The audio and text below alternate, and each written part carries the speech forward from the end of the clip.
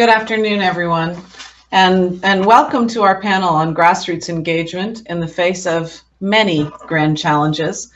We're going to be looking today at what works and what doesn't. How can we ensure successful advocacy that takes into account the best available information, the best available science? We have a very exciting panel for you today, but first, let me introduce myself. My name is Tzeporah Berman. I'm the International Program Director at Stand.Earth. I also chair a new advocacy and research initiative, the Fossil Fuel Non-Proliferation Treaty Initiative. And I've been working now for a little bit too long, maybe 30 years on advocacy in Canada and beyond, designing environmental campaigns. I want to recognize today that I'm talking to you from the unceded territory of the Tsleil-Waututh, Squamish, and Musqueam First Nations.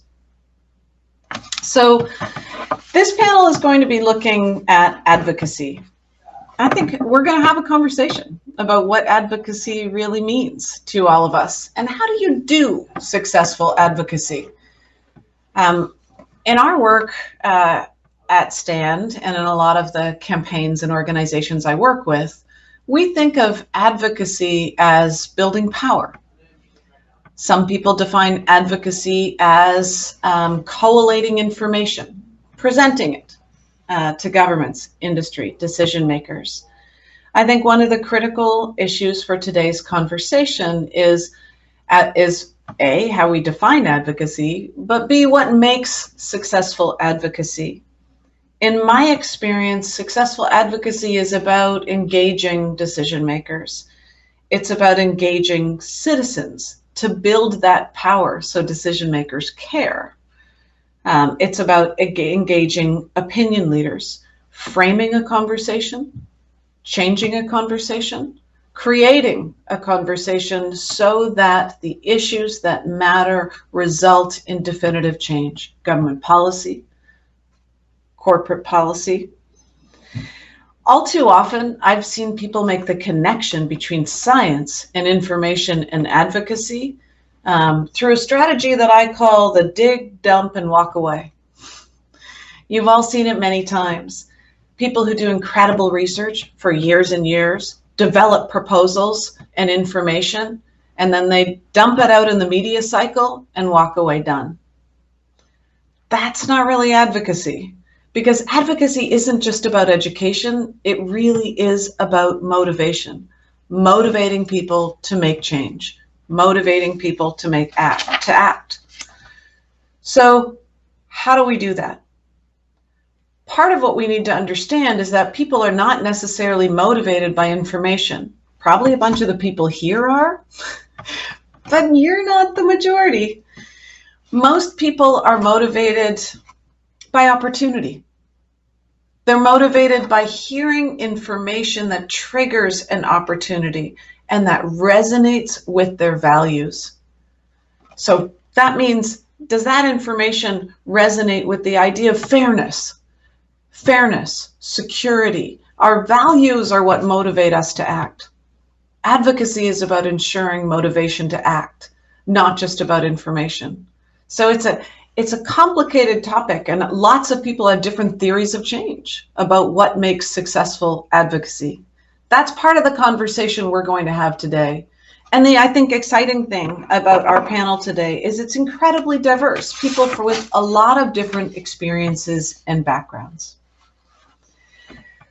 So at the bottom of your screen, you're going to see a Q&A button. That's where you can ask questions. I'm going to be able to see those questions, and near the bottom half of our session, we're going to go through some of those questions and open them up to our panel.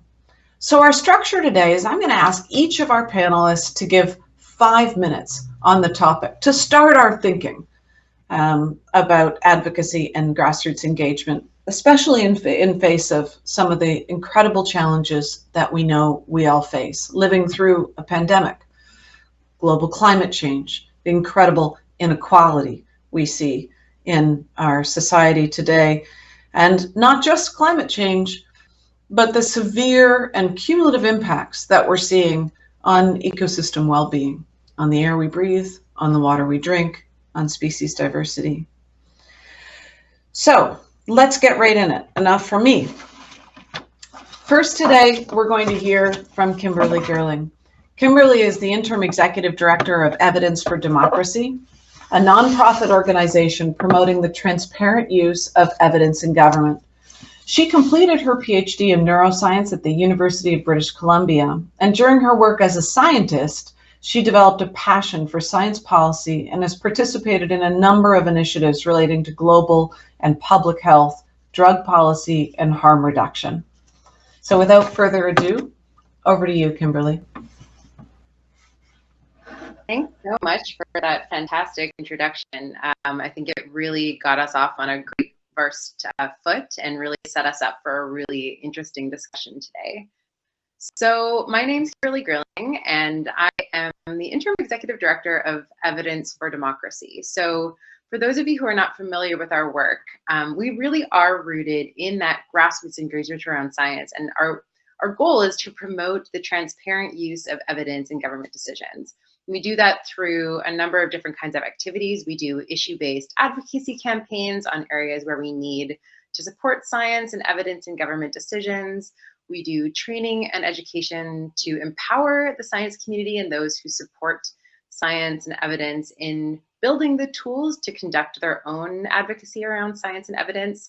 And then we also conduct research to help us better understand how decisions are made in practice, to understand some of the gaps around evidence-based decision-making in practice, and to really sort of build better tools to help our science community better engage in advocacy around science. So to give you a bit of background into how we formed, I think it's a really interesting story because it really tells a very compelling narrative around how science advocacy can really have an impact in real life. So back in the early days of sort of Stephen Harper's Prime Minister reign in Canada, there was a lot of concerns back in 2012 to 2013 around the muzzling of scientists and the cuts to science within the federal government in Canada. We're seeing really big efforts being made by the Harper administration to prevent scientists from speaking to the public. We were seeing cuts to a lot of federal programs around things like environmental protection. We have photos and documents of actually seeing library materials just thrown out into dumpsters in the streets. And this was something that scientists were getting really concerned about in Canada.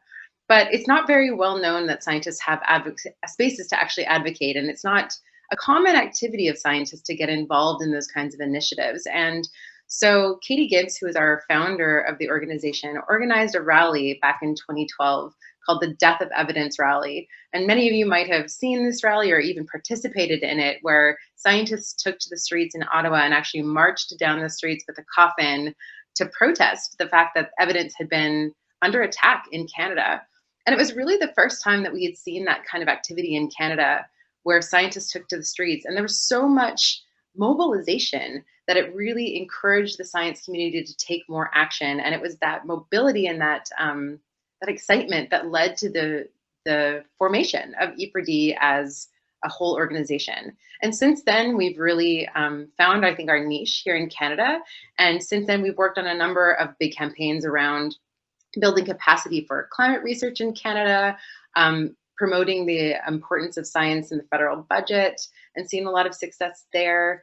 We were really active in the 2013 election around making science a key election platform. And really since then we've grown, and now things are very different. I think we sort of shifted to a more science-friendly environment. And so I'd be really happy to chat with you about the difference of doing science advocacy in different kinds of governments, under different priorities, the difference between things like issue-based advocacy and promoting very niche sort of science areas. So I think I'll leave it at that for now, and happy to discuss a little bit more as the panel goes on.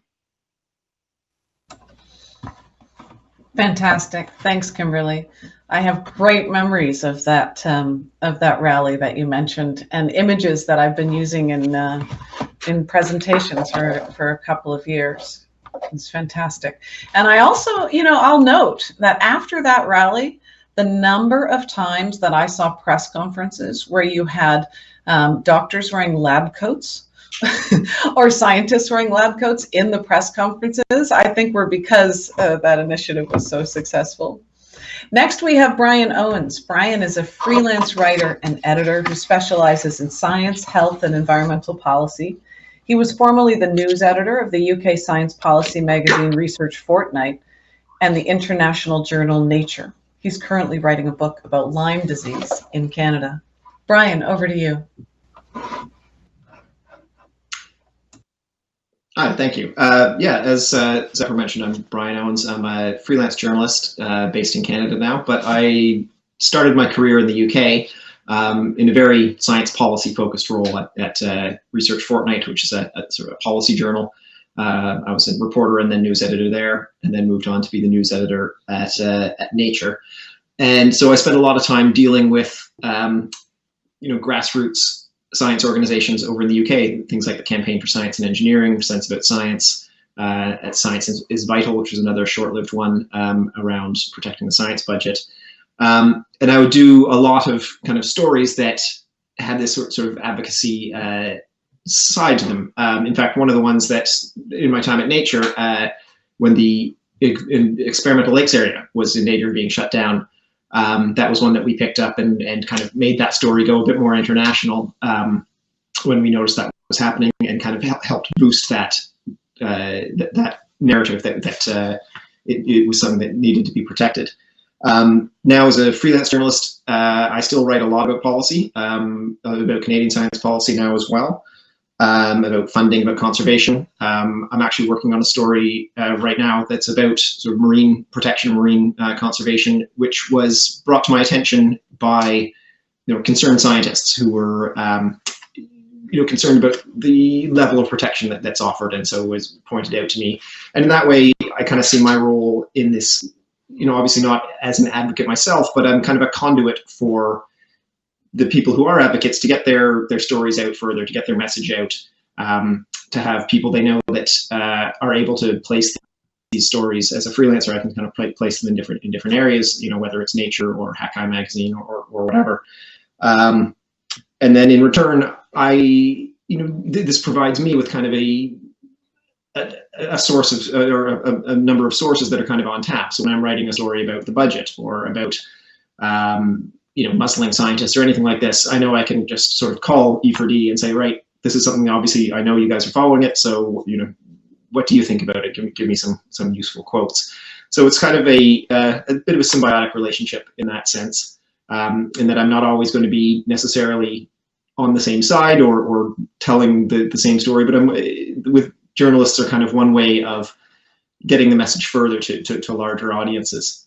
And I think it's kind of a relationship that advocates and journalists need to develop both ways, so that we trust each other, that we understand what each side wants out of the relationship, and how we can work together on it. And so, yeah, I think that's about it for me. Fantastic. Thank you. And just to be prepared, when we come after each of the panelists do their introductory remarks, I'm going to come back to you and ask you for some top tips for advocates when they're contacting journalists, or maybe some no-nos, some things that we shouldn't be doing when we're contacting journalists. So we can get very specific with some tools here for all the scientists who have joined us today. We have, it seems, well over 200 people who have joined us today. So thank you so much for joining us for this conversation. And just to remind you, there is a Q&A button at the bottom of your screen. If you have questions as we go along, please feel free to drop them in there, and we'll be addressing them a little later on. Our next speaker is Lucky Tran, who's the Managing Director of March for Science. Dr. Tran is a science communicator based at Columbia University, holds a PhD in molecular biology from the University of Cambridge. And as a steering committee member, he was one of the organizers of the March for Science, the largest day of science advocacy in history, with over 1 million participants in over 600 cities worldwide. That's some great organizing, having organized many rallies myself. Those are impressive numbers. Lucky's also been an organizer with the People's Climate March, Occupy Wall Street, and was a founding member of the Artivist Collective, The Illuminator. Lucky is a refugee who grew up in Australia and now lives in New York. Lucky, the floor is yours. Hi, everyone. First of all, I want to thank everyone for their support over the last few years. As you know, I'm coming to you from New York. In the US, we've had it hard the last few years, and so many Canadian scientists and policy people have been such wonderful people supporting us over the last few years. So thank you. And I'm so excited to be invited here and talking with y'all after, a really successful election, I would say. So yeah, my background is in science. So right now, I'm actually a Director of Science Communication at Columbia University, which means we go and help scientists reach out to journalists and, help them refine their talking points, help them refine their messages. I came from a research background. I'm a molecular biologist. So I did my PhD at Cambridge University. But something I've been spending a lot of my time on the last 4 years is the March for Science. So I came on as a steering committee member. I was a board member. Now I am the managing director in my copious spare time. So yeah, the March for Science was this really incredible, in some ways very absurd moment too, because, it happened in response after the Trump administration came into the US. What we saw was similar, I guess, to things that we saw in the Harper government in Canada a few years ago, is censorship of scientists, removal of data on climate change from federal government websites. And so in response to that, it was a really organic movement which grew really over social media, scientists and science advocates contacting each other and say, hey, we don't usually do this sort of thing, but we should probably organize and speak up. And within, a couple of weeks, actually really a day, suddenly you had hundreds of thousands of like-minded people connecting with each other over social media and via email and Slack, etc. And so that grew into, on Earth Day in April of 2017, the March for Science, which was held in 800 locations around the world, every continent, from the top of Mount Everest to the bottom of the ocean, both poles as well. And over 1 million people, 1.5 million people around the world attended. It was the largest day of science advocacy in history, really. So that was amazing. And so since then, which I'd love to talk about today is, what happens when you have those mass movements? How do they actually affect change? They change the news. Suddenly the news covers you really intensely for a couple of months. But what happens? How do you defend, science, and how do you advocate for science in the intervening years? Because it's not easy to keep millions of people together and moving in the same direction, and nor should you, maybe. So that's a debate we should talk about. Yeah, my background comes from an organizing background. So I've always been an organizer, whether it's on immigrant justice or economic justice or racial justice, Occupy Wall Street, People's Climate March, all of these other groups. And so when the March for Science happened, I brought those tools into sort of my day job stuff with science. And so that's how that all came together. And yeah, actually, I'd like to, before I hand off, sort of a quick story which frames sort of, I guess, the way I think about this space is actually the reason why I'm a scientist was really because of something as geeky as the Montreal Protocol, right? I was a kid. I saw that there was this huge problem, with the ozone layer that we had to solve. And, of course, growing up, I know there's a lot more difficult details and it's messy, and we still haven't solved the problem yet. But at the time, it seemed like this amazing thing that governments and politicians would come together and guess what? Listen to scientists and work together to solve a problem that was threatening humanity. And I thought at the same time, I also heard about this other thing called climate change. I thought, great, we're going to solve this in a few years. Everyone's going to get together. They're going to listen to scientists. It's going to be solved. That didn't happen. And so that's really changed my approach to how I do things. So that actually got me just because I thought scientists could change the world for the better. Years later, I've done a whole bunch of things. I've done research. I've done media stuff. I've worked in the UK in science policy and informed heads of state about climate change. And I realized something that we saw a lot in the last 4 years in the US is that people do listen to scientists, but how that plays out in politics is not the same thing, and what the impact and effect happens is not the same thing. And so what I learned was, so when I was in the UK, I had heads of state and representatives calling me about the latest on water security and climate change. And they knew, and some of these were from oil producing countries, OPEC nations. They wanted to know about this science, but they never did anything about it. In fact, they organized against it. And so that made me think that we can't just communicate as scientists. A big part of it is we need to change the organizing political terrain to make changes possible. And so my interest is really how do you organize people, not just scientists, but society around science policy issues and science justice issues. Thank you. Wow, that was so great. I was just taking so many notes there. I couldn't even get back to unmute myself. I really want to dig in with you on this question of whether or not we've learned anything during COVID. You know, what's interesting, one of the things that's interesting here is that we have this shared experience now of a collective experience of listening to the science, of seeing what happens if you act early to bend the curve. And that's a very, you know, when have we had a collective global experience like that, that is evidence-based, where everyone every day is, you know, this is what's happening to the evidence, this is what's happening to the data. I've been dreaming now about, can we have climate science advisors like our health, like, you know, Dr. Tam and others in the province that we're hearing from every day. Okay, this is where we're at. Wouldn't it be great if we also did that with climate? Okay, this is where we're at, everybody. Anyways, much more to discuss there. Super exciting. Now we're going to turn to Alexi White, who is a senior advisor in government relations with the at the University of British Columbia. Currently, Alexi recently relocated from Ontario, where he was, oh, welcome. I didn't know that.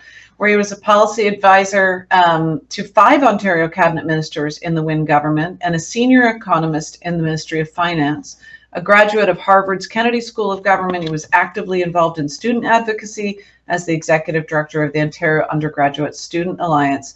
And he's also co-host of Ontario Loud, an Ontario-focused politics and public policy podcast. So welcome, Alexi, the floor is yours.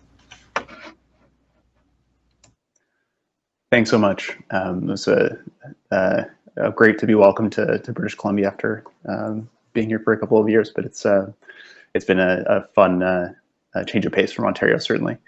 I want to talk a little bit about, so you mentioned some of my experience in government relations and in government, and that's sort of what informs my perspectives on these issues. So having seen the advocacy world from various perspectives, being in a minister's office, meeting with stakeholders and lobbyists and advocates, being in the civil service and having that perspective, and then also working in academia or in higher education, in government relations and in student advocacy, I've seen this sort of government relations process from a number of different perspectives, and that's sort of where I'm coming from on this issue. And in all of these roles, one of the things that's really struck me is the tremendous untapped potential for turning science and new knowledge into public policy, into better public policy. And we talk a lot about the need to do it, but we really, I think, as governments, as higher education institutions, have not fully wrestled with what kinds of actual capacity, what kind of processes and supports are needed to take those steps to really build those connections and make it more of a seamless transition. There's a hunger for scientists, a hunger for academics to inform societal change, and the institutions too have a hunger to increase their impact outside of academia. And I've seen it in government. The interest in applying the latest knowledge, decision makers are also hungry for information, the latest research, how to engage with academia, but they often just don't have time. And so a lot of those there's ways that we should be thinking more about how to overcome those barriers. Even Evidence for Democracy's research on looking at what sources of information ministers and MPs are seeking was really interesting. They're constantly bombarded, obviously, by interest groups providing information, but they're thirsty for sources of impartial information. And this is an area where I think this huge untapped potential can really help. So government relations and I guess knowledge translation is kind of the other piece of it. These supports are critical to me, and so we need a lot more action in those areas. But I'll talk a little bit about sort of my views on the role of government relations in the grassroots advocacy space. I think many people consider sort of lobbying, especially, to be kind of an icky word, an icky process, and that's reasonable. It sometimes is, and especially when it tends in certain circumstances to magnify and reinforce existing power imbalances, just because of who has access to decision makers. And I think that that's an important consideration, but it's also important to think about advocacy as just a really basic part of an effective, healthy, representative democracy, because these elected representatives that we have, they can't possibly be expected to understand the complexities of every one of the decisions that they're making without relying on external expertise, external information. And so, they don't have time to solicit every opinion. Certainly, governments and policymakers should be much better at not simply going to the most, the easiest and most accessible information or accessible stakeholders and really trying to broaden who they're talking to. But at the same time, there is much more that people in the grassroots and people advocating at the grassroots level can do to get out there and be available with their perspectives and build those connections so that when the government is looking for that input, that they're there and they're ready. And so government relations, I think, is important. As was sort of said earlier, you don't want to just sort of like,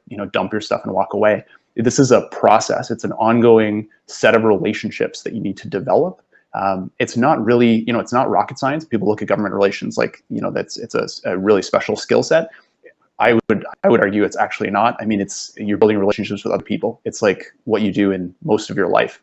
It's just about getting accustomed to the specific structures, specific powers, specific cultures in government, and understanding more about how to interact with that in a way that advances your agenda. So I think government relations is an important tool in every advocate's toolkit, and they should think about it when they're using various types of tools outside more media-based advocacy, protest, as well as sort of internal meetings, having discussions with government. These all play a role, and so hopefully we can get a little bit more into that in the conversation.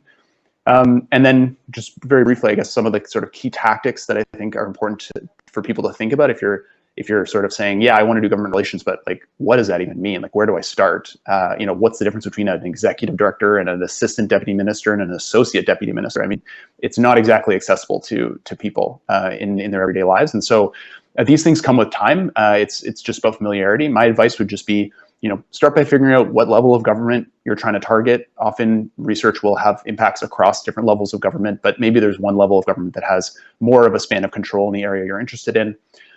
Do your best to understand those structures inside. On the political side, you're probably going to want to start with a minister's office. There's staff in ministers' offices who have roles in policy, and part of their role is stakeholder relations. So that's a sort of an obvious place to go. On the civil service side, finding relevant departments that are dealing with your issue. One of the ways to do that, most governments, certainly the federal government, has a public searchable directory. And so you can poke around in there, try to figure out where you need to get to, and don't be afraid to just reach out to people and ask, are you the right person? Can we have a chat? It works much more than you'd think. And then the only other thing is just note that you want to be aware of lobbying registration requirements as well, which can exist at the federal level and certainly in provincial and other governments in Canada. Awesome, thank you. That was so hands-on. There was a lot of really nuggets there for folks as they're doing this work. This question you've raised about media work or government relations, I get it all the time. And when people, when I'm doing trainings on campaigns and advocacy, should I do media work? Should I do government relations? Should I do organizing? The answer is actually yes. Because all of those things likely have to be done, but you, the scientist or the person or the individual, don't have to do all of them.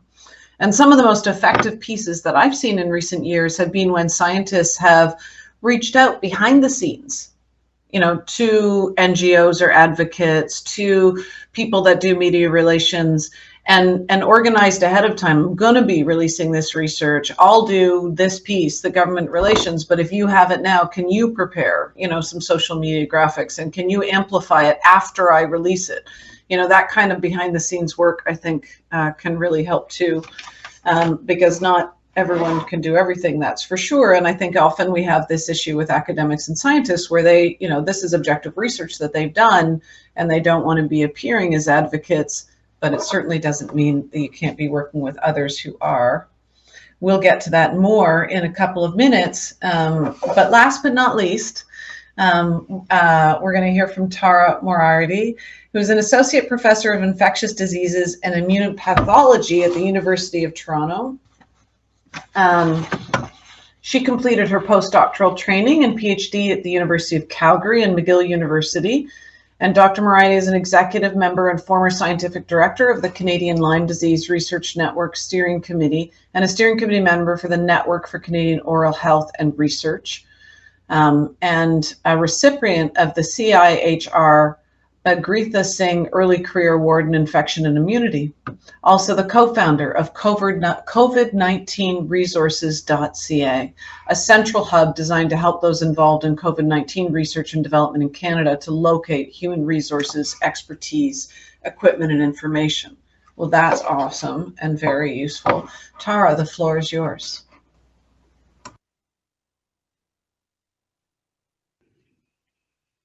There we go. Thank you very much for this invitation. I am a baby in advocacy and organization compared to all of you. I certainly started getting involved more. I was the founding scientific director of the Canadian Lyme Disease Research Network, working on a topic that can be challenging to discuss, and started working a lot on social media to try to build some kind of national conversation, science-based conversation about Lyme disease, which is how I kind of started getting out in public all the time as a scientist and really trying to engage with different kinds of groups. So that was kind of how I started, but you know, I run a research lab. I have all my sort of regular responsibilities, and you know, I certainly didn't have any intention to start, you know, running an organization that provides support related to COVID-19 in Canada. But one of the things I had noticed over time, so I've been on Twitter, on social media for a while, and one of the things I had noticed early on the pandemic was that in countries that had responded well, or have historically to date responded well to COVID-19, such as South Korea and Germany, something that I was seeing early on, because I follow infectious disease colleagues all over the world, was that mobilization and organization of scientists to respond to the epidemic was very fast in Germany, in South Korea, and there was a massive government-directed mobilization that I did not see in Canada. And so I guess the origin story of how this started happening was that on the day that most universities closed their research programs in Canada in March, I had already moved most of my lab's work online in the preceding 1 to 2 weeks because I knew what was coming. And woke up on that Friday morning and was really worried, perplexed and worried that there didn't seem to be this large mobilization of Canadian scientists around diagnostic testing or other aspects of the COVID-19 response. And I woke up that morning early and I thought, you know, before that I'd been thinking, you assume that someone's going to take care of it, whoever that is. And I woke up that morning having heard, you know, the University of Toronto say that they were going to stay open until the end of the semester, and then quickly announce that they were completely shutting down. And what I realized was that maybe institutions weren't functioning as well as I had assumed, that there wasn't as much going on behind the scenes that absolutely had to be done, that it wasn't actually happening, and that someone had to start doing it. And so one of the things I started doing early on that Friday morning, I called my brother in BC and got him out of bed really early in the morning and got him to help me build a sign-up sheet for scientists who could volunteer or were willing to help out at that point with diagnostic testing, but with any other aspects of the COVID response. And he built a very basic spreadsheet, a Google form for us, and we went out on. So I was out on social media, and I guess I was out by sort of Friday evening, and the response was absolutely massive across the country. The number of people who started signing up, And late that Friday night, I met another scientist at McGill, Guillaume Bourque, who also in parallel had started worrying about the huge amounts of information flying around as scientists were trying to respond and figure out how to what to do. And he had started organizing sort of a database of who had reagents that others might need to do research for COVID-19, and who was working on different kinds of projects to help us find each other. So Guillaume and I met on Twitter, and we proposed having a meeting the next Saturday morning, and there were about 20 people who showed up and who have stuck around pretty much as volunteers since the beginning. And after that Saturday morning, we met twice a day, 7 days a week for God knows how long.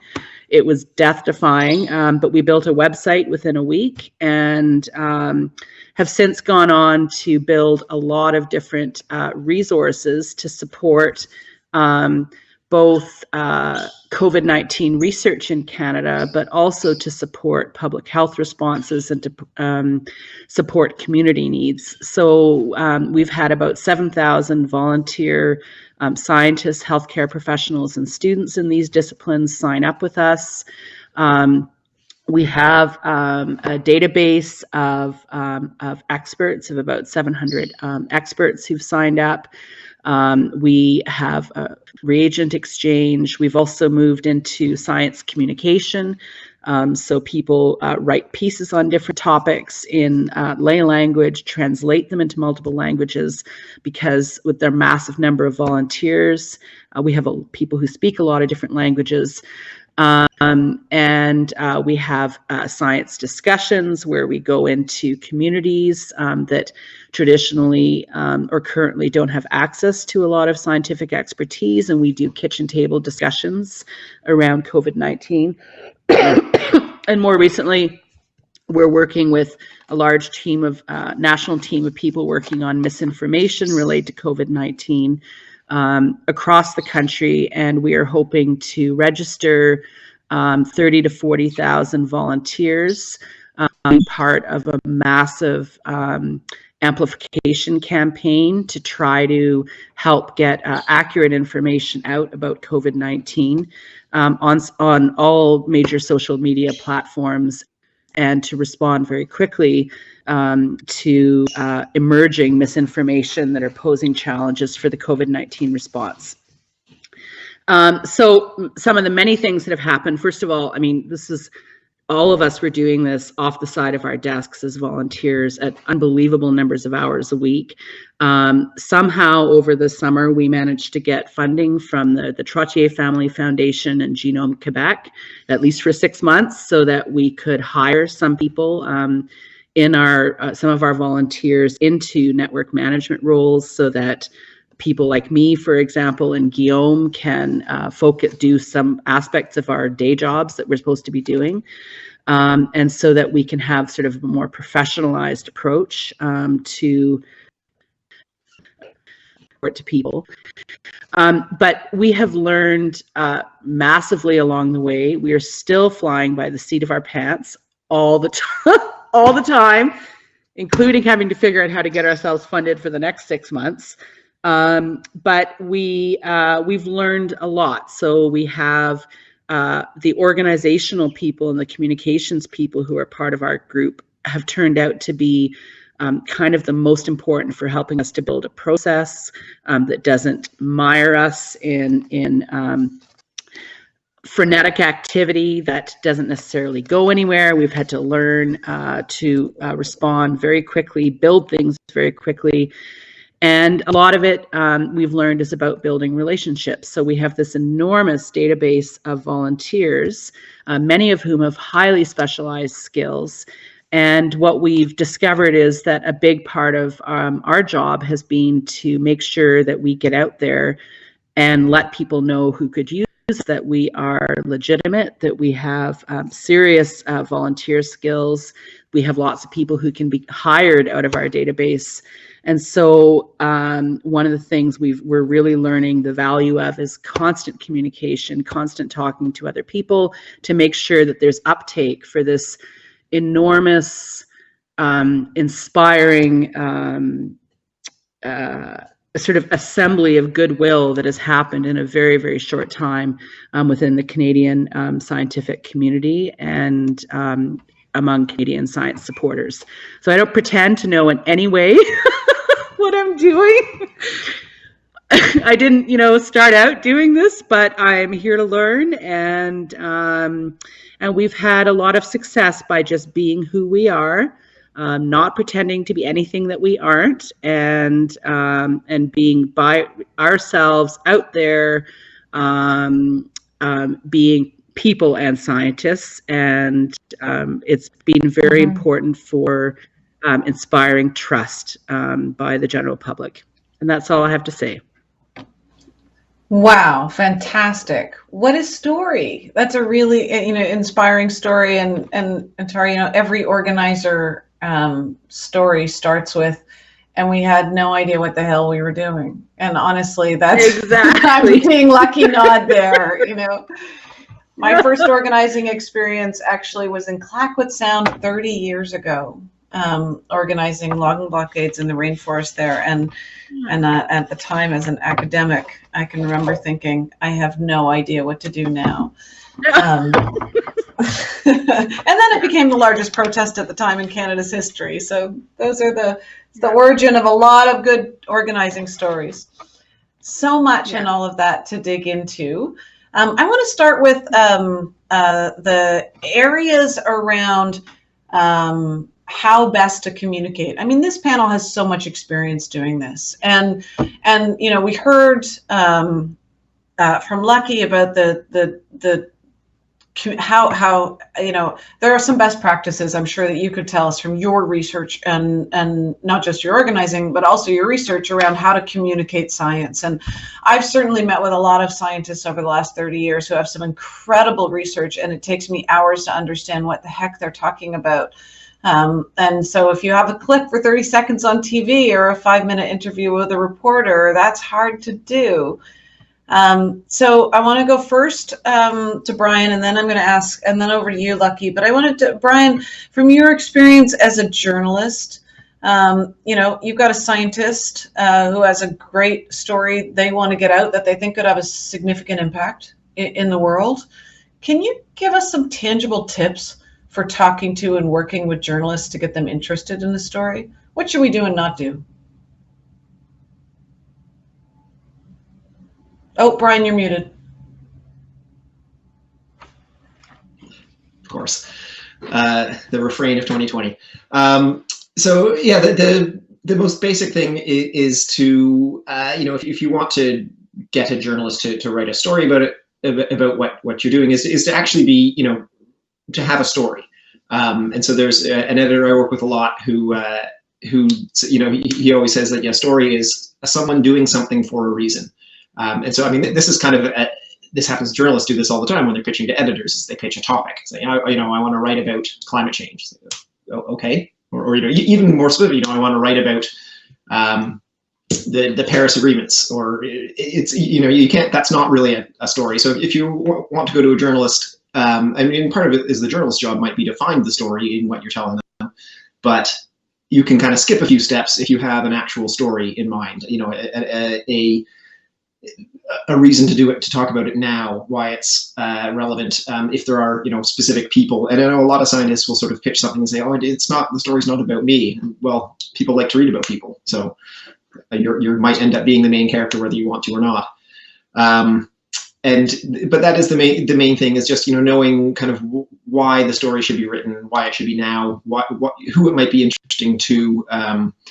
The journalists will often have their own ideas about where it might get published or things like that. But if you have an idea of a place that has the right kind of audience, that can be helpful. And then also just knowing that sometimes it's not going to work out. So actually, last summer or spring, I was writing a story about Tara's project, and it ended up getting spiked because it didn't have. There was kind of one aspect of it. The real hook was that there was this. They put together a petition about getting scientists, or non-PHAC scientists, permission to work in labs, and then that just before we were about to publish the story, they kind of paused that petition because there was ongoing discussions. And that kind of killed the story. It just didn't have the news hook anymore to talk about. So it's, you know, you just kind of being aware that as much as something might be interesting to you, there might be other bits of it that just don't work. But to look for that kind of that real hook that says why something should be written now and why people should care is kind of the main thing you should be thinking about. Fantastic. And I know in today's media environment, I'm finding, you know, that unlike 10 or especially 20 years ago, there's also a lot more little spoon feeding of the background because I'm finding that you don't have reporters that are targeted at issue areas as much anymore. So they built a knowledge. Like it used to be that there was a forestry reporter, there was an energy reporter, there was a water reporter. And so they would have this deep knowledge and their own connections. And now I'm finding because the newsrooms are so small that that doesn't exist. And so I often have to create that simple back sheet that, you know, here's a couple of references, here's a couple of validators you could talk to, here's a couple of, you know, and it's the work that it used to be of the reporter in that field. He or she would already know that stuff. And now it's there's a little bit more detail that is actually necessary. One quick thing, contacting a reporter, Twitter, phone, email? Twitter works. Twitter works quite well, actually, because we're always glued to it. Email is another good one. Phone can be, although I don't always answer my phone if I don't recognize the number. But yeah, I'm finding it with younger reporters, they find it rude. Like you don't call someone anymore. It's like, yeah, whoa, I set all my interviews by email basically now. Yeah. Okay. And Lucky, I want to turn to you because, you know, actually in what Brian just said, I bet you're familiar, as many good organizers are, with the work of Marshall Gantz. And I did a lot of my communication training, you know, doing Gantz workshops. For anyone who hasn't, GANZ, Marshall Gantz, all the materials are online. Marshall trained Obama in public speaking, you know, and one of the things he says is always remember when you're about to talk or give a speech or read a press release, the story of us, the story of me, the story of now, the story of us, which is something that you just like, you have to think about, like, how are you saying those three things? And then one of the other mantras he always says is, what's the challenge, what's the choice, and what's the opportunity? Because all too often we're like, here's the information dump, you know, but challenge, choice, opportunity, and those stories make you think about, A, why does it matter? Why would people care? The human interest part, but also this question of opportunity and motivation. I find when I'm working with a lot of scientists, they do a lot of explaining. And I can remember going to a lecture from Harper's chief of staff at the time, Prime Minister Harper, and he said, if you're explaining, you're dead. You never explain in communications. You pivot. You pivot to your frame. You never explain. And it really stuck with me. You never explain, because I feel like on the left, we're very, we explain a lot. Let me just leave it at that. So in your work, Lucky, around effective communications for advocacy, give us some kind of tips for scientists around communicating, around how do you pivot from explaining to actually getting somewhere that people can be interested in? I think your piece of advice was great. Go look up Marshall Gantz. Like, he is great. So that I completely agree with that. I think it's actually funny to me because I work in these intersections of spaces, and I find that there's actually something in common with like academics and activists and politicians. They all have insidery language. You know, there's always things that are conversant with other activists or academics, but they don't make sense if you're trying to reach the general public or you're trying to get policy change to happen. And that's the first thing so everyone struggles with it. It's not just a scientist thing. You got to let go of that lingo sometimes. So that's the number one thing. Think about how you're, you know, reaching beyond the barrier. And it's true. Facts don't speak for themselves. I think it's hard. I mean, I think we're at the point now where, because we're on social media and most scientists inherently understand that, but it's one thing to understand it and it's another to actually practice it. It's hard to let go because that's what we're taught upon. We're asked to show the facts when we're getting, you know, applying for a grant or publishing a paper. So that's difficult, but you're right. It's about story. Personal stories are really important. But also I think you need to understand how the balance of power works, right? And what your theory of change is. Why did, like, when I was talking to these representatives of OPEC nations, they cared about climate change, but they didn't do anything about it. Why? Because the power in their nations is they make money from oil and fossil fuels, right? So you got to understand that that's the ground that you're dealing with. So when we talk about things, for a specific example, when we're talking about things like in America, there's this policy called the Green New Deal, right? And it's not just saying that climate change is bad because the science tells us. It means that, like, actually, if we implement this policy, we're going to create more jobs. It's not going to be less, because the world is changing and we're going to get more jobs. So it's important to understand the balance of power and where people's minds are at. I'm sure Alexi can sort of give more pointers on this later on. That would be great. The other thing, actually, that maybe, I'm not sure, it'd be interesting to see what Brian thinks about this, but I know that he knows people do this, is that message discipline for activists is important, and scientists are actually bad at this too. And what I have a point to make. Yeah, it's like you were saying before. It's you don't want to get caught with 90% of your time explaining things. You want to go, why am I talking to this reporter? What story? What is your ideal headline going into that interview? You should think about that in your mind and say, so for instance, with the Green New Deal, it's like the Green New Deal creates jobs. You should keep coming back to that point again and again and again. And sometimes the background is important, but you want to make sure that quote gets in there, because reporters will not transcribe your whole interview. They'll get the gist of it and sort of put it in the record. A couple of other tips that I think are really important that sometimes we're bad at is actually with scientists. When we talk about advocacy, there's real lives that are affected, right? And it's not always equal. It's voices of the most marginalized. It's Black, Indigenous people of color. And I think it's important that we have a role, yes, to talk about the facts, but we also should help elevate the people who are most affected in the story. And I feel like sometimes scientists just leave that out, right? We talk about this data as this abstract thing, but we need to be helping, talk about the communities that are affected. And not only that, if I'm talking to Brian, I'm saying, maybe you should talk to this person who's from an effective community. Help reporters do their jobs, and they generally appreciate having more sources. Having good sources and diverse sources is a good thing always.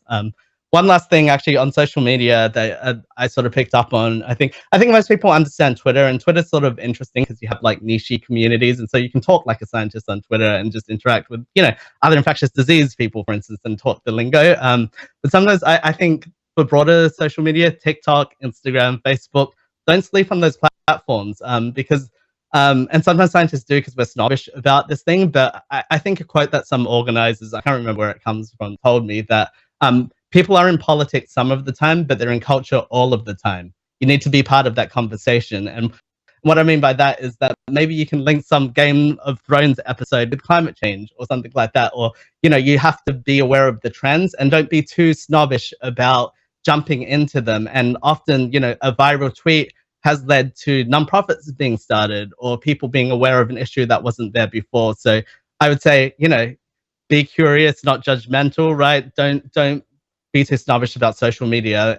No one knows, like organizing, no one knows what they're doing with social media. We're building the plane as we go along. So you should be adaptable and make sure to reach the masses, we really have to think outside our box. Oh, fantastic. I can't believe the time is flying by. I have so many questions for you all.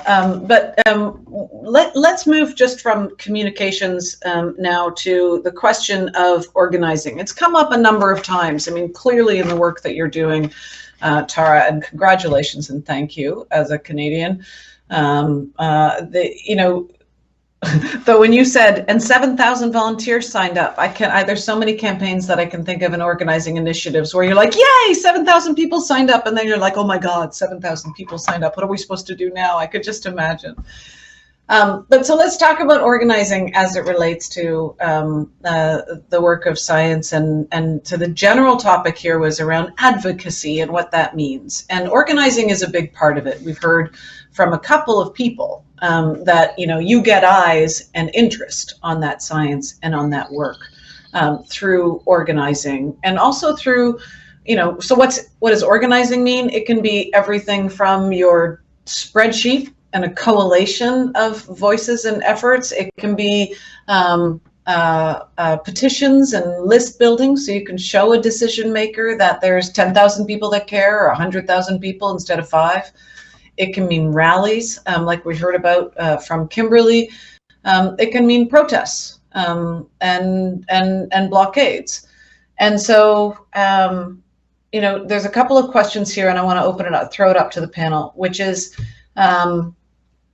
around the use of protests, rallies, etc.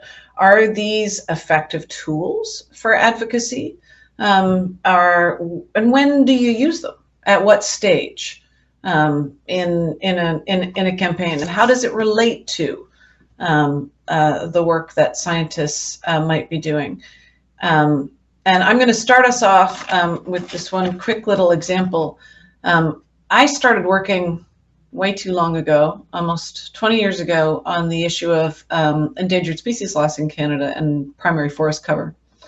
And I did a lot of work with scientists trying to understand what the status of threatened and extinct species were, and habitat loss, and was pretty horrified to see how quickly you know, focal species like caribou in Canada were losing their habitat. So spent a while trying to do my power mapping, Lucky, to figure out who are the decision makers, what influences them, and how can I build power? This is an organizer's main 3 questions. Who is the decision maker? How can I influence them? Therefore, how do I build power? And one of the things we realized at that time with the caribou issue was that the habitat was disappearing most quickly because of logging.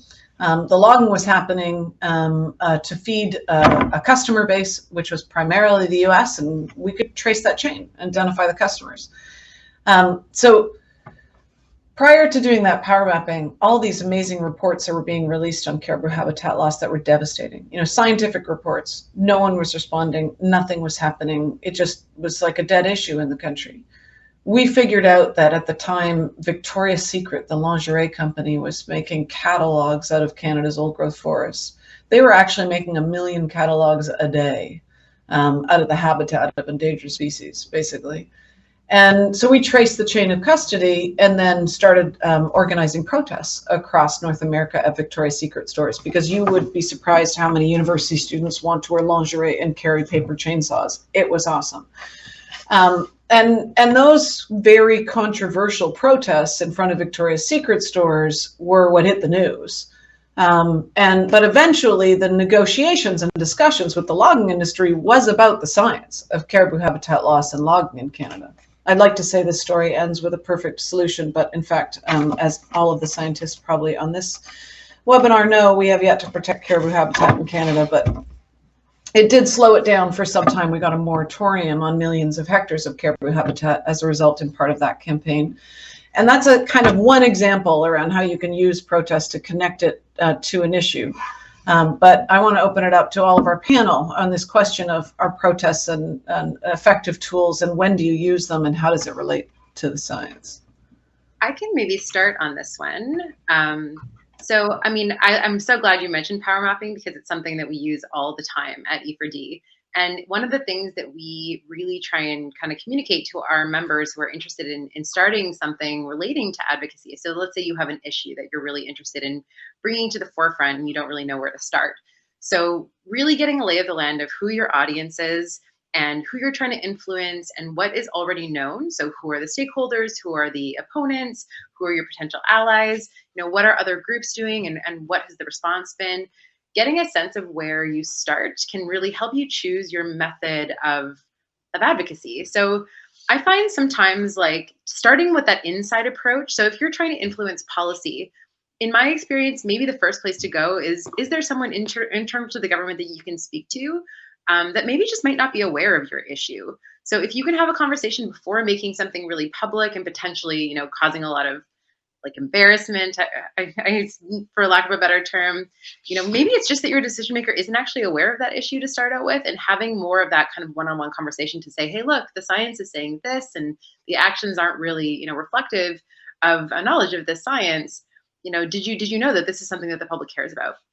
Starting with those conversations can be a really great place from my point of view, because having that productive conversation and building that trust with your decision maker. I know that Alexi, you mentioned that importance of relationship building as a really key part to influencing decision makers. So an example that I can think of from E4D is we had done a lot of work on protecting the funding stream for climate science in Canada. And so that's where we started, is we tried to have conversations with various decision makers because there had been a cut in a program that was specifically funding climate science in Canada. So we started with the Minister of Environment, but then the Minister of Environment said, no, actually, this is the Minister of Science. And so we had a conversation with the Minister of Science, who said, no, that's the Minister of Environment. And we did a lot of back and forth. We ended up reaching out to the Prime Minister's office that wasn't very receptive. And then we started approaching other methods. So, you know, writing things like op-eds, doing a little bit more of that public piece. And that can sort of help to drum up a little bit more of that public interest. But then I think that, like, let's say that you've sort of exhausted those streams. That's where I think that protests and sort of that more big public piece can really come into play. So you've given the government a chance to respond. You've given those key decision makers a chance to kind of have those key discussions. And you started to see that there's a little bit of public support. That's where I think that protest piece can be really, really impactful, where, you know, you can show publicly, actually, the public really cares about this, and there's a lot of momentum around this, and that can be that key, that trigger point to get decision makers to care. Those are really good points, Kimberly, and I think, you know, and I think we saw that on climate change as the youth movement, as well pre-COVID, but still, kind of really upped the game on public protests and rallies. I mean, 1 million people marched in Canada. You know, for those of you who have organized in Canada, you know, 400,000 people marched in Vancouver alone at the Fridays for the Future prior to COVID. I have almost killed myself to try and get 30,000 people to rallies before in Canada. So it's all, I think those numbers have had an impact. So I think the point of that comment was actually that a very interesting case study, right, in what we're seeing in the youth organizing, because science is at the core of it. I mean, listen to Greta, you know, communicating science in a way that I've actually never seen done before, with a kind of ferocity, you know, and clarity. And you know, and then really inspiring and motivating youth. And the conversations that I've had with government decision makers, certainly across Canada, since the youth movement took off on climate change, have been totally different. Like, it has raised the importance. It's shuffled to the top of the pile of the issues that they have to address, because 1 million people are marching versus 10,000 people are marching. So I would say that that's been a really critical example. Anyone else want to weigh in on this question of protest or organizing before I turn to the next question? I just wanted to let you know, I do have to sneak off a little bit early from the panel. I'm so sorry, but I have an emergency to attend to. But thank you so much for letting me be a part of the panel, and I look forward to hearing the rest of the discussion in the recording. But thanks, guys. Kimberly, are you? Oh, she's going right away. Okay, bye. Alexi, you were going to weigh in there. Yeah, well, I thought your example of the climate march is interesting because when you first asked the question, my mind immediately went to protest that is sort of traditionally anti-government, protesting something the government is doing or is not doing. And the climate march is interesting because we actually saw governments in power embrace it in a way that they don't normally embrace protests. And so, you know, you had the Prime Minister out there joining in the protests, and well, you know, there's debate as to whether or not that's a good thing. But it's an interesting example of how it's not just, you know, protest or don't protest. It's what is the framing of your protest? Are you protesting for something aspirational as a group that many people could be part of, or are you protesting a very specific, targeted, more negative, smaller, you know, disagreement you have with the government, for example? So just an interesting context there. To me, the sort of whole question of a diversity of approaches goes back to, I guess, a number of different considerations, and Kim has gone through some of the examples of sort of other tactics you can use. I think the magnitude of your proposed change and the sort of timeline you're looking at is one of the key factors here. If you're looking at a smaller change, it often can be easier to simply work directly with government, but government has trouble taking big steps. And that's where I think if you have to think about that scope of change you're looking for to figure out whether or not more of an external advocacy kind of approach is going to be better than sort of internal meetings. The openness of the party in power is a key consideration, of course. Your own openness, I think, to compromise is another one. If you're going sort of inside, it can be easier to sort of compromise a little bit with government and come to an understanding. It's a lot harder often to do that if you're protesting. It's harder to maybe back down or can be seen as difficult for your organization. So those are some of the other considerations you have to have. The leverage of your group internally versus externally, of course, and your relationships in the media are key. And then the other thing that I think is really interesting about this is whether or not you can work with other stakeholders to use sort of interesting tactics. So like I've seen, for example, in the student movement, a kind of good cop, bad cop approach be very successful, where you can have one group of students, advocating on the front lawn of parliament or a legislature, and then you can have another group of students that is, ostensibly a separate group inside doing sort of traditional government advocacy through meetings and building relationships. And the separation that those groups have, even if they can cooperate and have the same goals, but you sort of have to think about, like, is your goal to get a very specific outcome, or are you really just trying to shift the conversation in a direction so that other people who are going inside government can make more incremental change? And so I think those are all kinds of things you have to think about in making those decisions. Fantastic. And while we have you, and to the rest of the panel as well, after Alexi, we have a question. I'm going to start taking questions from the audience now. We have a question from the audience specifically on this, on the government piece and engaging different levels of government. I have this memory when you were talking, Alexi, of one of the first government meetings I was ever in, and it was with a minister of forests, and I had spent weeks preparing, every scientific report, and I'd summarized all the arguments of why Clackwood Sound, it was the area that I was working on in Vancouver Island at the time, like why it should be protected. And I had all my, T's crossed and my I's dotted, and I had my briefing note, and I'd read all the stuff online, and I could get about government relations, and I knew, 2-page briefing note, not long, everything summarized. And I gave my presentation, and I handed the briefing note to the minister, and I was so nervous. I was wearing my first suit. I got it at Value Village in Vancouver, and he leaned back and put his feet up on the table and said, "Uh-huh, and what are you going to do for me?" And I had no frame of reference. Like, it was like I was in a movie or something. I had no frame of reference for it. It was a total shit show, really. But anyways, and learn a lot through those experiences.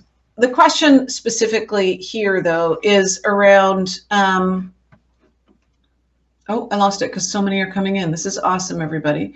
Okay, how do you modulate your advocacy and organizing strategies if you're engaging different levels of government, like federal and provincial, and also right-wing versus left-wing governments? So how do you modulate there in order to address those different aspects of government? Do you want to jump in there? Yeah, Alexi? there's a ton to unpack there for sure. I think, to sort of quickly talk about different levels of government, I don't think very much changes. I mean, the major theories of government engagement are the same, whether you're talking to your local city council or whether you're working with the federal government. It's about relationship building, targeting the people who have the power in the situation, building relationships with them, and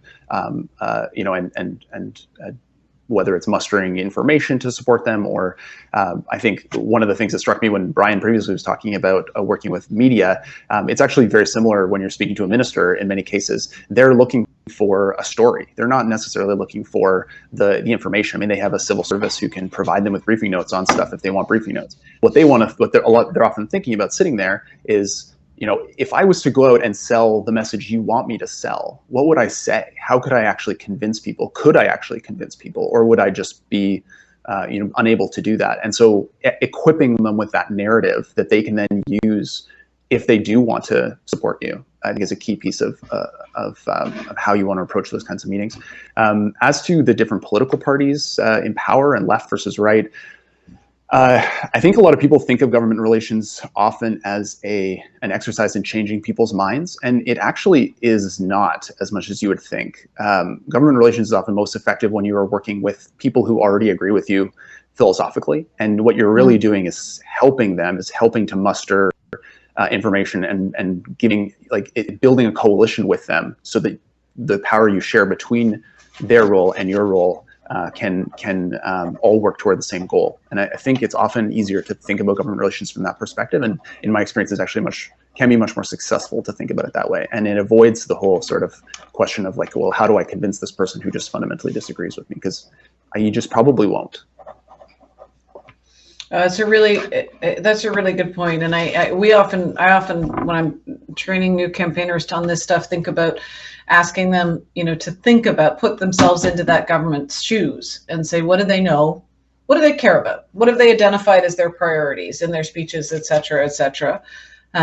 And how will we ensure support if they do the right thing? And what kind of consequences will they see if there's inaction? And so those kind of three questions start to create a framework for the discussion. But there is a difference between engaging with the political level of government and engaging with the bureaucratic level of government. And a lot of scientists and advocates don't know that. Can someone give us a little primer there? That'd probably be you, Alexi. Yeah, I'm happy to jump into that. I just wanted to see if anyone else wanted to take it. But yeah, no, absolutely. It's a very different audience. I think with the civil service, you are much more interested in mustering your research. It is much more of an explaining exercise, and that's fine. The level in which they're willing to engage on the content is much deeper, and that's a positive thing. So it is definitely very different. Their incentives are different.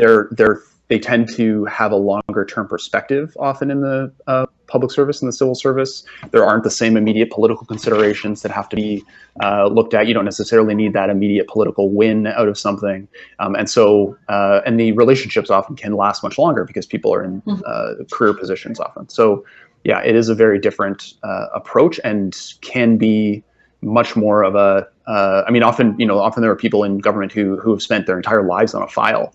And this is this is an area in which they are deeply steeped. And so if you're working with those people, it's a completely different kind of experience than, 15 minutes with a minister who has no idea what you're talking about. It's just completely different tactics and approach. Okay, another big question, big topic area, really good question. Do effective advocacy strategies for science issues differ from advocacy for social issues? For example, racial justice. And if so, why is it different? And if not, what should we be learning from other advocacy efforts?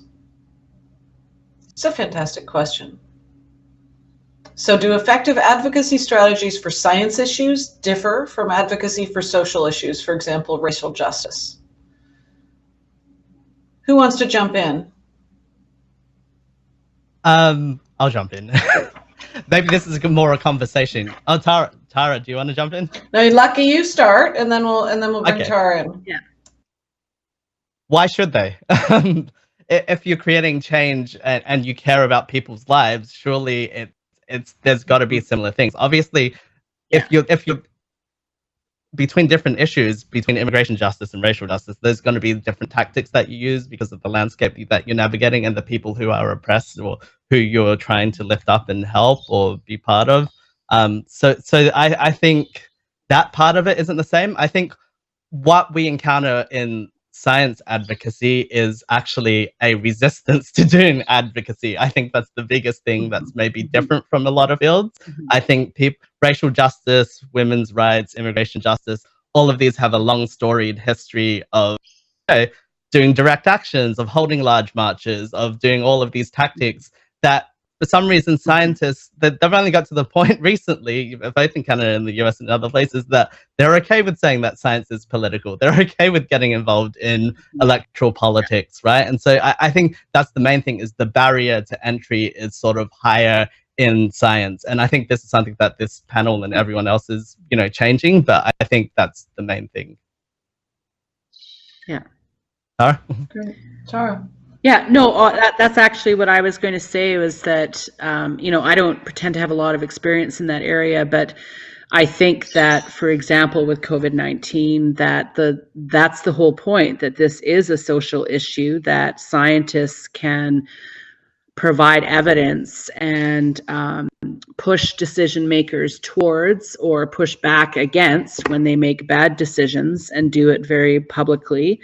And it's a social issue, and scientists who have expertise in the particular area, it's just content expertise, right? And you're there to help say, no, in fact, this is what's going to happen. No, you can't mischaracterize it. No, you have to, this is what will happen. And if you're not going to talk about it publicly, I'll go out and start talking about it publicly so that people can recognize that good decisions aren't necessarily being made. But it's always a social issue first. That's, I mean, it's you can't distinguish them. And social can mean so many different things. There are many aspects of social, not just health or racism, or I mean, it can mean so many different things. But it's fundamentally a social endeavor. Yeah, I think that's true. I actually, this question of what we can learn from advocacy efforts in the social justice space, I think is really important. I mean, I for one, have learned an enormous amount just in the last 6 months from Black Lives Matter and watching that incredible organizing and message framing and message discipline. I mean, they took a lot of risks. Defund the police. The most fascinating thing I found with that as a communications framework is that it required everyone to dig in to understand it. And that's actually fantastic. So it's not like the communications itself explained what should happen in terms of the budgets and in terms of different social policy and they just said there's a fairness issue here, there's a security issue here, human rights issue, and there's an opportunity and an answer: defund the police. And they changed the frame of how society is talking about these issues, which is absolutely incredible and long overdue, and I think extremely exciting when you look at advocacy and organizing. So yes, I think the answer is we have a lot to learn. I would say that's true as well for LGBTQ2 organizing. Look at the campaigns in the last decade around marriage, took off, and in part again because they were values-based campaigns around fairness. And if we look at what's happening on climate change, that's true, I would say, on the anti-science side, right? The pushback against climate regulations, against carbon pricing, etc., has been around, don't take my freedom away. And the pushback from masks, the anti-maskers, is all about don't take my freedom away. And so we're busy explaining policy over here, and science, and the other side is taking up a big values-based frame space that builds power, and that's something to learn from in terms of our own communications and advocacy. Okay, I'm going to turn now to some more of these exciting questions. We've got a really awesome audience here. Okay, this is a good one. Do you have any success stories about a time when you've made your messages relevant to a skeptical audience or a policymaker with opposing views or perspectives, and then that achieved a breakthrough in getting support or related decisions? So what tactics did you learn? What lessons did you learn? So dealing with a skeptical audience or policymaker. Anyone have a story or some lessons learned or tactics they want to jump in with on there?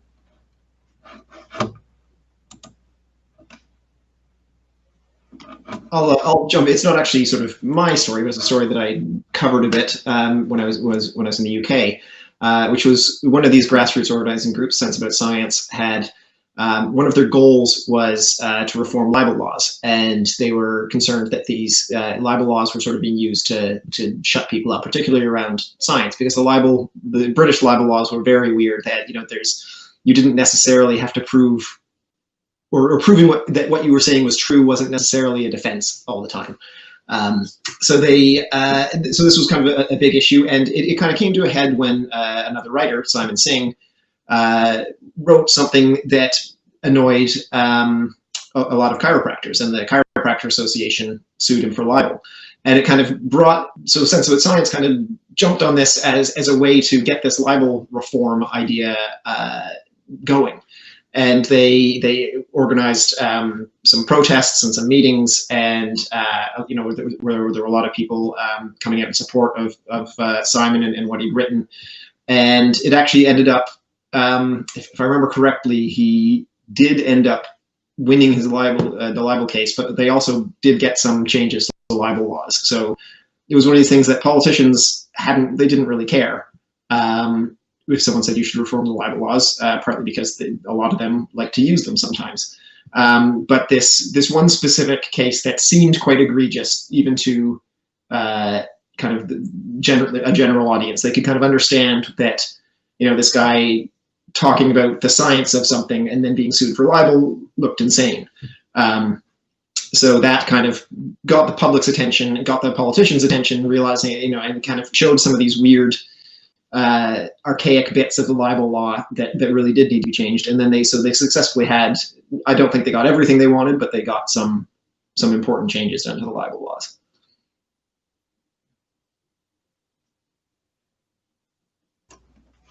That's a great case study. Alexi? I can jump in. Yeah, I don't have a good government relations story that fits this question. I think partly because, as I said previously, it's relatively rare that through government relations tactics alone and just having a good conversation with someone who's skeptical, you change their mind on something. That's just sadly the case. But I do think it's worth just mentioning sort of the differences in framing for different audiences can be really important here.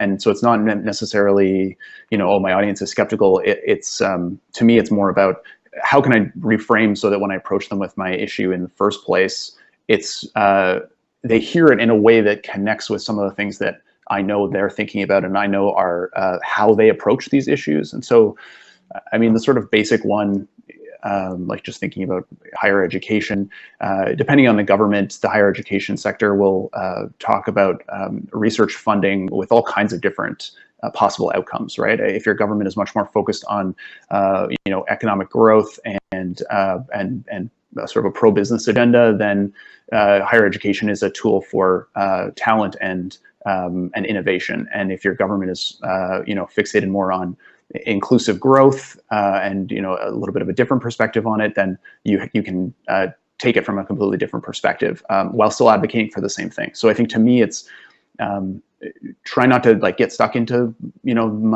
this audience is skeptical, and more sort of think about how you can reposition what you're asking for in a way that resonates with what you know about their values and the way that they see the challenges and what they're trying to achieve.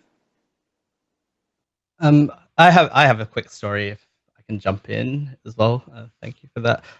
It's on the March for Science itself, actually, because just looking at the my mind is still focused on the election because that's where we're at in the US. But 2016 compared with 2000 is so different. And the March for Science, which came in between at the start of the current presidency. And I think what I was saying before is that scientists did not want to engage in politics or protests really before the March for Science was one of this big giant coming out party, right? Millions of people in the streets. We did surveys, and for 90% of the people who attended the marches, it was their first science advocacy event they ever attended, right? And there's this myth around protests that they work by, oh, you've got 1 million, you've got 10 million people, a politician's going to look out the window, do the head count and go, oh, I better fix that law. But I think it's more about movement building, shifting the narrative and getting new activists who do all of this different work in the media, in government relations, in, different parts of society. And, for us, so at that point, every professional society, they eventually came on board, but there was a lot of resistance to what we were doing at that time. And, really 4 years later, where are we at? In 2018, in the midterms, we had a record number of scientists who ran and won office in the US. That was incredible. Scientists generally didn't get involved in electoral politics before that. And then for this election, what happened was that every major scientific society, every major scientific journal did something unprecedented. They endorsed a candidate for an election, right? So not only did they say, yes, science is political, they say, this actually matters, there's an impact. And so, Nature, Science, New England Journal of Medicine, Scientific American, they all talked about the election and they made an endorsement. Another thing that really changed was actually, I'm sort of in the science policy world, and you know, you sort of get sad about this, but I would always watch debates before and I would count, oh, there's one remark of science there, or there's one time they mentioned climate there, and it would be slim pickings, right? This whole year of watching the campaigns from the primaries to the presidential debates, number one topic, always science issues. Obviously, there are extenuating circumstances with COVID, right? So that floats it up to the top. But all of this work of framing of advocates in the streets and saying, this is not okay that you're censoring scientists. And, you know, we saw the impact of that in, unfortunately, in devastating ways with COVID, what happens when you censor scientists. And so this issue was years of work of people floating it up to the top. And it changed people's minds that, no, we should not talk about scientists in the political electoral arena. And that completely changed. And I think it had a true effect on how the election went, who people voted for, and how policies are going to be implemented going forward. Fantastic.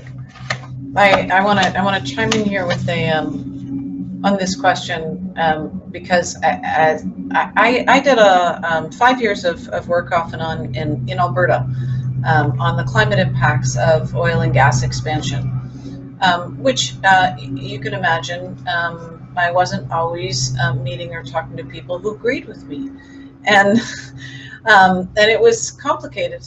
And I had in terms of how you communicate, I think the original question was something about who have opposing views or perspectives. And I think the most critical lesson that I learned in that 5-year period was around working to find common purpose. And so what I mean by that is, you know, you can go into a place that is dependent and has a history and a culture of developing fossil fuels and, you know, talk about how fossil fuels are killing us, which I think is scientifically true. 80% of the world's greenhouse gases trapped in our atmosphere today come from oil, gas, and coal. And so those are critical issues, but they make people feel like they're being attacked. You know, they feel guilty, and it shuts down conversation instead of creates conversation.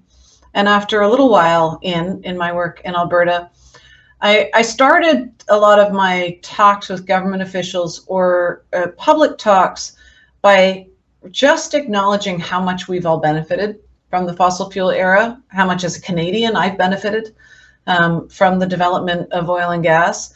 But that can come off a little disingenuous unless you actually talk about what we know and don't know. And so I started, you know, saying things like, look, we didn't know. We didn't know about the cumulative impacts of oil sands when we started expanding the oil sands. We didn't know how bad climate change was going to get. You know, we didn't know this, we didn't know that, and now we know. So what are we going to do together? How do we make sure no one's left behind?